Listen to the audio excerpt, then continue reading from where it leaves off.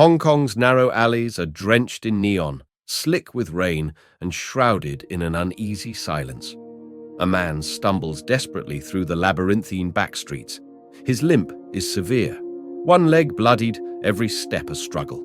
He glances over his shoulder, eyes wide with primal terror, like he's being hunted by something not entirely human. His face, East Asian, late 30s, is etched with exhaustion and dread. Sweat and rain mingle on his brow. He slips on wet concrete, crashing hard against a crumbling wall. For a heartbeat, he lies there, breath ragged, the thudding of his heart almost louder than the distant city sounds. A shadow detaches itself from the darkness at the mouth of the alley. Cloaked in a billowing black robe, the figure is impossible to read, neither fully human nor entirely creature. Only its presence is unmistakable, ancient, merciless, unnatural. The wounded man scrambles back, shaking, his voice breaking as he pleads, "Please, let me go. Don't kill me. I beg you." The cloaked figure advances, voice a whisper that chills the air. "If you tell me where the bundle is, I'll grant you an easy death. If you refuse, your end will be so excruciating, even hell will remember your screams. Where is the bundle?" The man's eyes dart, desperate and confused. "What bundle? I don't know what you're talking about." But the creature lunges, unnaturally fast, impossibly strong. The man's scream shatters the silence, echoing through the alley. His agony is raw, horrifying, like his very soul is being torn apart piece by piece. Chapter 1. Brigadier Victor Carlyle paced his study with restless intensity, his powerful frame casting long shadows under the dim glow of the reading lamp. He was a commanding figure, broad-shouldered, authoritative, with eyes that had witnessed battles and secrets alike. Tonight, those eyes reflected only anxiety. He glanced sharply at the clock. 10 minutes to 10. With a deep breath, he moved to the window and stared into the night.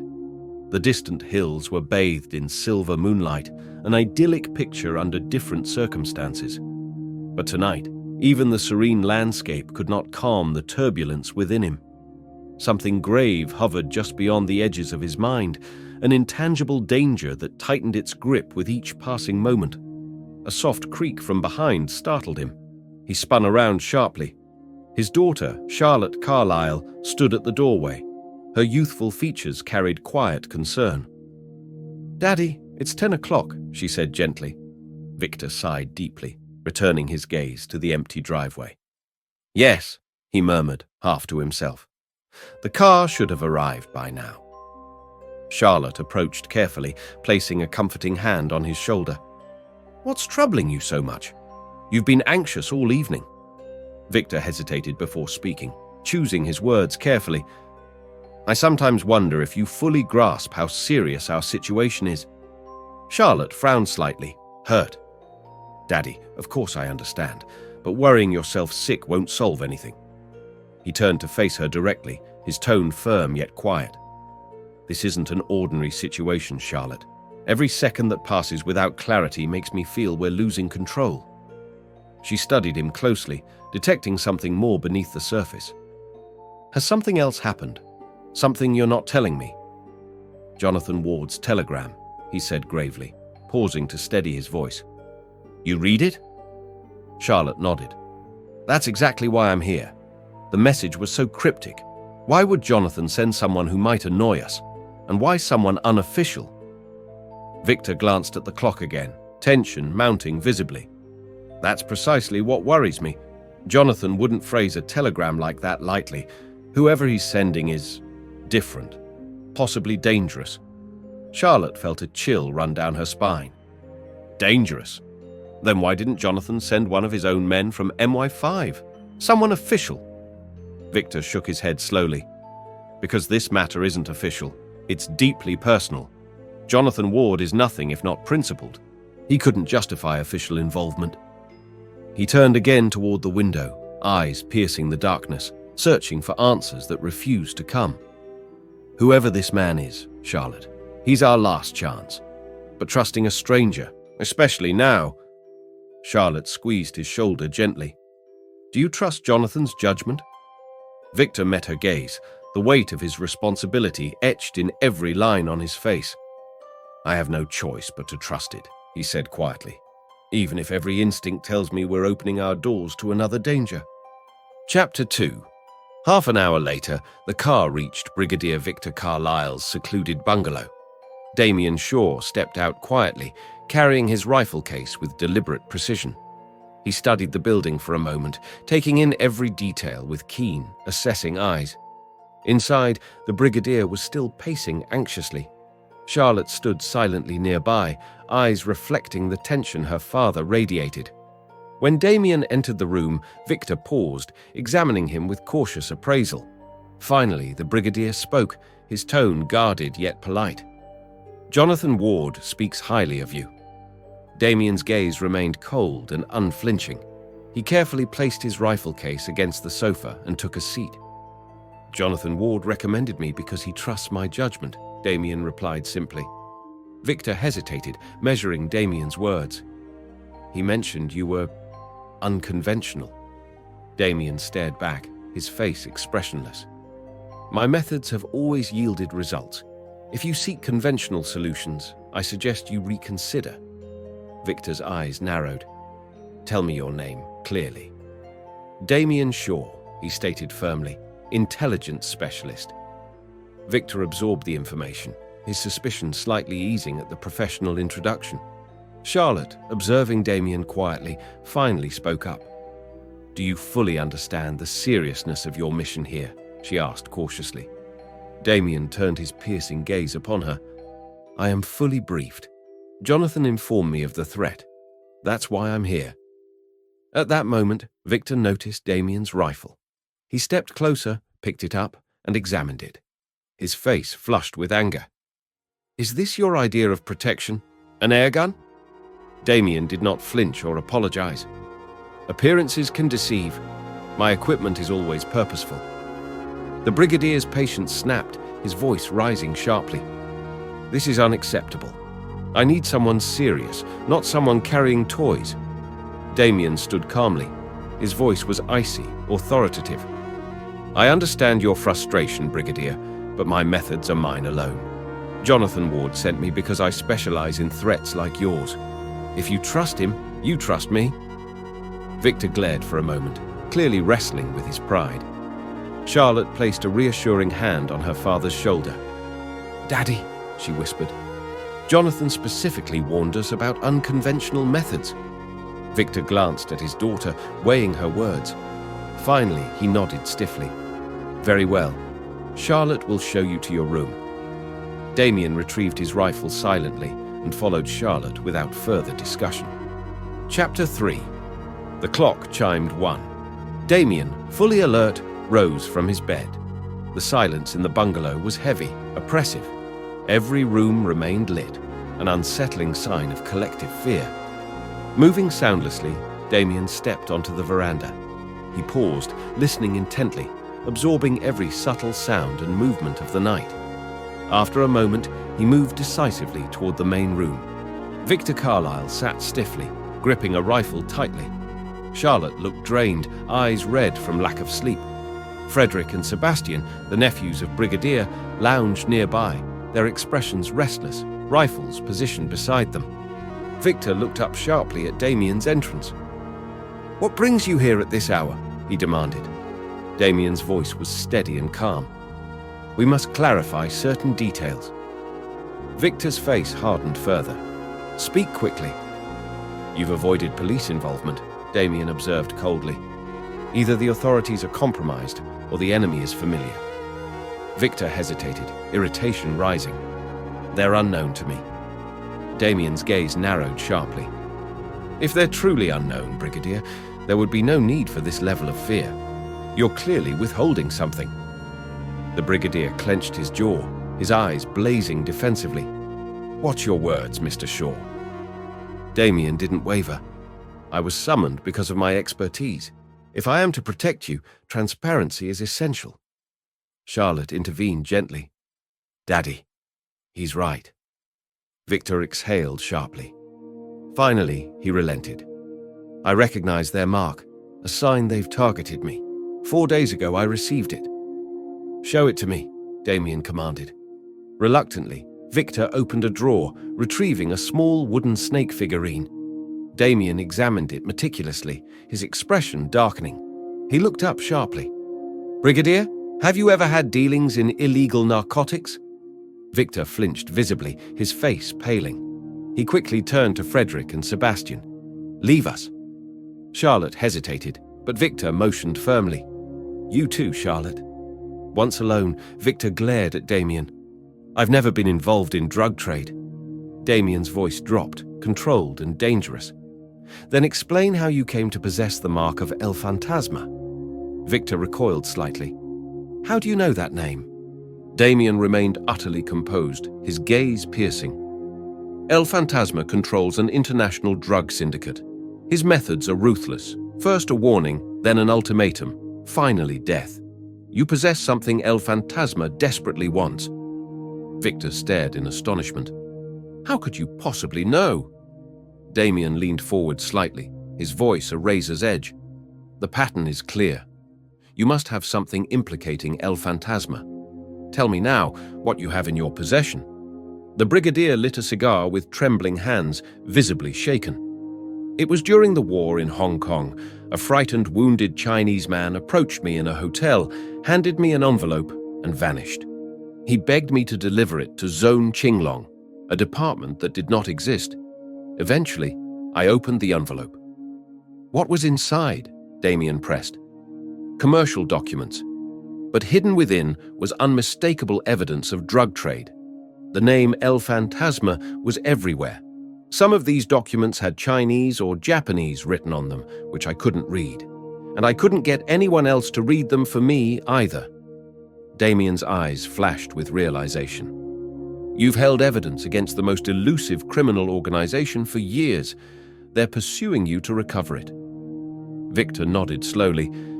They've attempted to break in numerous times. Now they've sent the mark, the gift of death. Damien's voice softened marginally, but remained resolute. You're alive only because those documents remain hidden. Precisely, Victor whispered. Damien stood, calculating rapidly. Brigadier, Jonathan Ward has placed me here to handle exactly this scenario. Your enemy will escalate quickly now. Do not underestimate them. Victor stood as well, shaken but resolved. I understand. But why hasn't Jonathan informed me of your credentials directly? Damien met his gaze with cold confidence. Jonathan's methods protect both of us. Official channels can be corrupted. Only secrecy and swift action will keep you and your family alive. Victor took a deep breath, steadying himself. What happens next? Remain cautious, Damien instructed sharply. Tell no one else of this. Your family must remain unaware of the full extent of the threat. I'll assess our vulnerabilities and prepare countermeasures. The brigadier nodded gravely. Do whatever it takes. Damien turned toward the door. Sleep while you can. Tonight might be your last opportunity. With that chilling warning, Damien vanished into the shadows of the hallway, leaving the brigadier alone, grappling with the realization of the danger that now surrounded them all. Chapter 4. The following morning, Charlotte was astonished to see her father treating Damien Shaw with an unusual degree of respect. The breakfast table was set simply. Frederick and Sebastian preferred to avoid their uncle's strict dietary regimen, remaining absent as usual. Damien sat quietly, eating methodically, his expression unreadable and composed. Brigadier Carlyle watched Damien thoughtfully, curiosity evident in his eyes. Charlotte occasionally glanced at Damien, trying to decipher the man her father had invited into their home. After breakfast, Damien stepped outside, silently surveying the vast landscape surrounding the bungalow. The morning sunlight flooded the hills, illuminating the lush greenery. The scent of ripe mulberries hung thick in the air, mixing with the distant fragrance of peaches and apricots. Damien stood silently, observing his surroundings with penetrating attention, as if analyzing every detail for potential vulnerabilities. He sensed movement behind him and turned slightly, noticing Charlotte approaching. Her expression was troubled, her eyes searching Damien's face as she came closer. "Mr. Shaw," Charlotte began carefully, "I need to ask you something." "Go ahead," Damien responded coolly, his gaze steady. "Are you a private detective?" Damien regarded her without any change in expression. "No." "Then, who exactly are you?" Charlotte asked firmly, stepping closer. "You're clearly not an ordinary guest. My father trusts you, yet you seem different." Damien's eyes narrowed slightly, measuring his reply. "I'm someone brought in when ordinary measures fail. Your father needs someone who understands threats he cannot openly discuss." Charlotte paused, taken aback by his frankness. She lowered her voice slightly. "Then you fully grasp our situation?" Damien nodded once, curtly. "Yes, more clearly than you might realize. Your father is protecting something extremely valuable and dangerous." Charlotte's voice trembled slightly. "Then tell me, what can you actually do for him?" Damien's reply was calm but chillingly firm. "Ensure his survival, and yours." At that moment, Brigadier Carlyle's voice interrupted from the veranda. "Charlotte! Damien!" They turned simultaneously as Victor approached, glancing at his watch impatiently. "Our guests arrive at 11. Frederick and Sebastian aren't available. I need someone to meet them at the station." Charlotte hesitated, glancing uneasily at Damien. "Is it safe?" Brigadier Carlyle frowned, suddenly uneasy himself. Damien stepped forward quietly. "Who exactly is coming?" Victor replied quickly. "My old friend Ignacio Valverde, his daughter, and Mr. Chen Feng, an artist I haven't met personally yet." Damien's eyes narrowed thoughtfully. "Chen Feng, a Chinese national?" Victor looked startled. "Yes. How did you guess?" "Experience," Damien said evenly.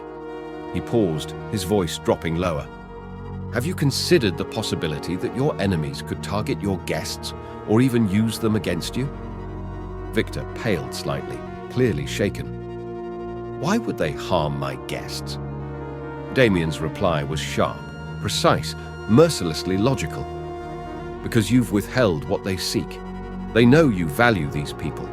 Your daughter, nephews, friends. Anyone could become leverage." Victor leaned heavily against the veranda pillar, absorbing Damien's warning. He looked suddenly older, deeply burdened. "I never considered this." Damien's voice softened just a fraction. "Don't send Charlotte or your nephews. Go yourself if you must, but take precautions." "I can't leave them here alone," Victor protested weakly. Damien met his gaze, utterly unflinching. "I'll stay behind. No harm will come to them in your absence." Brigadier Carlyle regarded Damien carefully, a glimmer of reluctant trust forming. "Can you truly protect them?" Damien's eyes hardened. "Absolutely." Victor hesitated, then reluctantly offered his revolver. "Take this, just in case." Damien glanced briefly at the weapon, but shook his head. "No need. My own preparations are adequate." Victor regarded Damien cautiously, then nodded once, finally convinced. He started to turn back toward the house, but Damien raised a hand slightly. "One moment," Damien said sharply. "There's something else you must know."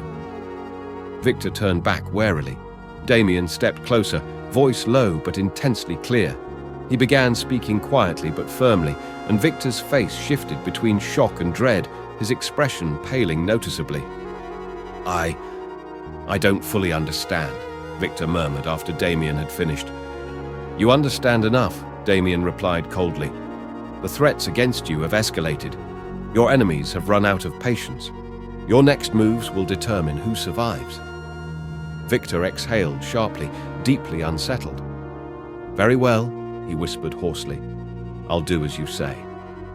He turned quickly and vanished into the house, visibly shaken.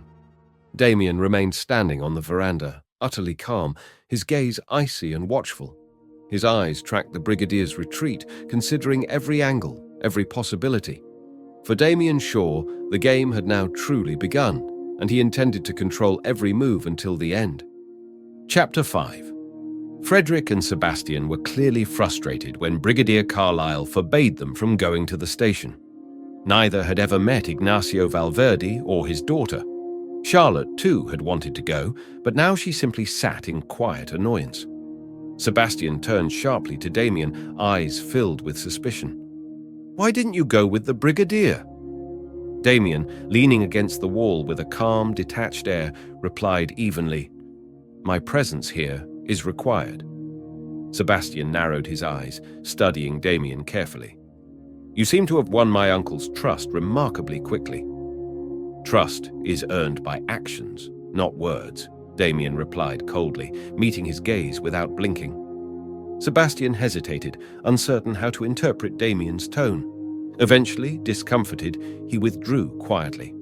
Damien left the hall and stepped silently into the sitting room where Charlotte and Frederick were engrossed in a chess match. He observed their moves silently, analyzing their strategies, noting vulnerabilities. When Frederick made a decisive move, Charlotte sighed in irritation and toppled her king gently. As Frederick began resetting the pieces, Charlotte suddenly addressed Damien, her voice sharp and accusing. "Why did you allow my father to go alone?" Damien's voice remained composed and direct. "Because it was necessary. Your father trusts me to secure this place in his absence." Charlotte's eyes narrowed skeptically. "My father trusts very few people." "Precisely," Damien said quietly. "And now you must trust his judgment."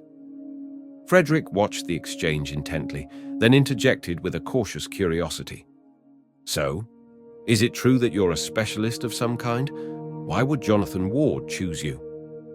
Damien turned slightly, his gaze settling coolly upon Frederick. "Because he understands the gravity of your uncle's situation. He knows I have dealt with threats similar to this." Frederick leaned forward, intrigued. "What exactly did you discuss last night? Uncle sent us away so abruptly." Damien's voice became even colder. "That's between your uncle and me." Charlotte, watching Damien carefully, decided to press further. "The wooden snake. What did it mean? Why is my father so terrified?" Damien stared at her steadily, contemplating how much truth she could handle. "It is a symbol, a warning. Those who sent it mean to kill him unless he cooperates fully." Charlotte's face paled, but she held Damien's gaze. "Do you really believe you can protect him?" Damien stepped closer, his voice quiet but unyielding. "I never make promises lightly." Frederick broke the tense silence, his tone suddenly earnest. "Mr. Shaw, I heard something about you from a friend. Abraham studied with a certain Damien Shaw in Paris. He mentioned an incident involving the Italian gangster, Salvatore Laurenti. Was that you?" Damien's expression betrayed nothing. "It was." Frederick exhaled sharply, suddenly tense. Charlotte's eyes widened, her voice barely a whisper. "Salvatore Laurenti, the notorious criminal the police couldn't touch." Damien nodded once, briefly. "He was a threat. I removed that threat." Sebastian, who had quietly joined them moments earlier, stepped closer, eyes bright with curiosity and alarm. "You killed Laurenti?" Damien's gaze hardened. Laurenti was a dangerous man, responsible for many deaths. The world became safer when he was gone. The room fell silent, the weight of Damien's admission hanging heavily between them. Charlotte felt a shiver run through her, a mix of fear and reassurance. Damien wasn't simply a guest, he was a man capable of deadly precision. Finally, Frederick spoke up, his voice subdued. "Then Jonathan Ward really did choose the right man." Damien turned his penetrating gaze back to Frederick, voice calm and authoritative. "Understand clearly. Your uncle is in severe danger. Anyone close to him could become a target, including you. Do not take this lightly." Frederick swallowed, visibly shaken. Charlotte stared at Damien, struggling with her fears, but also strangely comforted by the cold certainty in his voice. Damien stepped back, expression impassive again. "Until I identify precisely who poses the threat, you must all remain cautious. Do exactly as I say. No exceptions." Charlotte finally nodded, accepting the gravity of Damien's presence for the first time. Frederick and Sebastian exchanged uneasy glances, realizing their uncle's seemingly eccentric guest was a far more dangerous and reassuring presence than they'd imagined. Damien moved silently toward the veranda, his gaze shifting across the landscape. He knew threats were closing in fast. His thoughts turned to the guests arriving today, especially the unknown factor, Chen Feng. His jaw tightened imperceptibly. The enemy was close now. Damien intended to be ready when they arrived. Chapter 6. At exactly noon, Ignacio Valverde arrived at Brigadier Carlyle's bungalow, accompanied by his daughter Martina and Mr. Chen Feng, but the brigadier himself was notably absent. Ignacio Valverde was a lean, middle-aged man whose once bright blue eyes had grown clouded over time, a perpetual melancholy shadowing his expression. His daughter, Martina, young and quietly attractive, wore an expression of polite warmth, her faint dimples appearing briefly as she greeted Charlotte. Chen Feng stood quietly, observing everything with keen, penetrating eyes. He was a powerfully built man, his face partially concealed by an artistically groomed beard. Though his skin was unusually pale, the intensity and sharpness of his eyes immediately caught Damien's attention, marking him as a man worthy of close scrutiny. Ignacio embraced Charlotte briefly. "Charlotte, my dear, we thought you'd meet us at the station. Is everything all right? Where's Victor?" Charlotte hesitated briefly, her eyes flicking involuntarily toward Damien. Damien stepped forward calmly, taking charge with quiet authority. "The brigadier had urgent business elsewhere. He sends his apologies. I'm Damien Shaw, Brigadier Carlyle's assistant." Chen Feng eyed Damien carefully, sensing something deeper beneath the calm exterior. Damien returned the look steadily, neither of them yielding. Suddenly, Ignacio realized something was amiss. "You mean Victor hasn't returned at all? We assumed he was delayed." Charlotte's voice trembled slightly. "He went out earlier this morning to meet you at the station. I assumed he'd arrived by now." Ignacio's face hardened with concern. "We saw no sign of him. Are you certain he intended to come?" Damien intervened smoothly before Charlotte could answer. "Absolutely. There must have been some delay. I'm certain he'll contact us shortly." Charlotte glanced at Damien, her anxiety evident, but his face betrayed nothing. A short while later, finding Damien briefly alone, Charlotte confronted him, her voice low but tense. "Damien, please tell me the truth. Where's my father?" Damien's voice was calm, reassuring, yet utterly direct. "Your father is safe. Trust me, Charlotte. This is precisely why he called me here." "Then why didn't he return?" she demanded, barely containing her distress. "To protect you and the others," Damien said coldly. "You must appear calm. These guests cannot suspect anything. It could compromise your father's safety." Charlotte drew a shaky breath, visibly fighting panic. "How can you expect me to be calm when my father might be?" "He's alive," Damien cut her off firmly. "I guarantee it. Now go back and act normally. Do exactly as I say." His icy certainty silenced her doubts. She nodded slowly, regaining control. Damien watched her carefully as she returned to their guests, her composure restored by the force of his assurance. Damien's eyes narrowed slightly. The arrival of the Spaniard Ignacio Valverde, his daughter, and especially the enigmatic Chen Feng had introduced unknown variables. Any of them could potentially be connected to El Fantasma. Damien knew he had to remain vigilant. The next move would come soon, and he intended to be fully prepared. Chapter 7.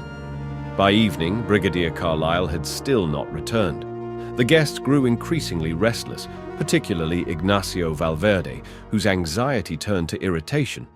Ignacio turned sharply to Sebastian, frustration evident in his voice. "I don't understand your uncle's behavior. He invites us here, then vanishes without explanation." Sebastian, feeling suddenly uncomfortable under Ignacio's intense gaze, made a critical error.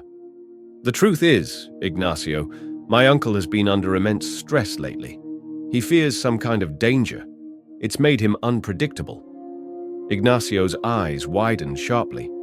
Chen Feng and Frederick, overhearing this slip, exchanged tense glances. Frederick's expression darkened immediately. He knew Sebastian had broken a vital rule of silence. Ignacio stood up abruptly. "Where's Charlotte?" Sebastian pointed hesitantly. "She's in the kitchen, I think." Without another word, Ignacio stormed towards the kitchen. Charlotte stood nervously by the stove, Damien silently observing her from across the room, watchful as ever. Ignacio burst in, his presence sharp and demanding. "Charlotte, tell me what's going on. Sebastian says your father is in danger." Charlotte's eyes darted to Damien. Without hesitation, Damien stepped forward, his voice cold, authoritative. "Mr. Valverde, the Brigadier is simply taking precautions due to some private concerns. He'll return shortly." Ignacio glared suspiciously at Damien. "Then why conceal this from us?" Damien's gaze remained unwavering. "Because unnecessary panic benefits no one. The Brigadier's matters are sensitive. His discretion is necessary for everyone's safety." Chen Feng had quietly joined them, his voice calm, yet probing. "What kind of danger exactly?" Damien's eyes locked onto Chen Feng's. "A private affair involving sensitive information. I'm here specifically to ensure it remains under control." Ignacio bristled with indignation. "If we're in danger, we have a right to know." Damien stepped closer, voice lowering to a razor's edge. "Your safety depends on your ignorance. If you trust Brigadier Carlyle at all, trust his judgment, and mine." The silence that followed was thick with tension. Charlotte felt her heart racing, recognizing Damien's barely restrained intensity. Ignacio stepped back, reluctantly accepting Damien's logic, though clearly unhappy. Martina, Ignacio's daughter, spoke up softly, her voice calm yet perceptive. "Father, perhaps we should listen to Mr. Shaw. Brigadier Carlyle surely had good reason for his actions." Ignacio looked sharply at his daughter, then sighed heavily, his defiance visibly weakening. "Very well. But if Victor doesn't appear soon, I won't remain silent." Damien nodded slightly, his posture relaxing subtly now that control was restored. "He'll return. Until then, please stay inside the bungalow. It's safer for everyone." Chen Feng's gaze lingered thoughtfully on Damien before quietly retreating. Charlotte turned toward Damien, anxiety clear on her face. "Damien, are you sure my father is safe?" Damien looked at her steadily, voice unwavering and quietly commanding. "Yes, but this situation demands absolute caution. Follow my instructions exactly, and no harm will come to him or to you." Charlotte nodded silently, trusting Damien despite her lingering fears. Damien stepped back, watching as she returned to her guests. He knew their enemy was growing impatient, desperate even. Each moment that passed was bringing them closer to their next move. Damien intended to be waiting, cold, focused, and deadly when they finally struck. What really happened to Brigadier Carlyle on his way to the station? Who is Chen Feng, artist, or something far more dangerous? And what is the true nature of the gift of death, waiting to be unwrapped? This is just the beginning. The hunt has begun. To be continued in episode 2,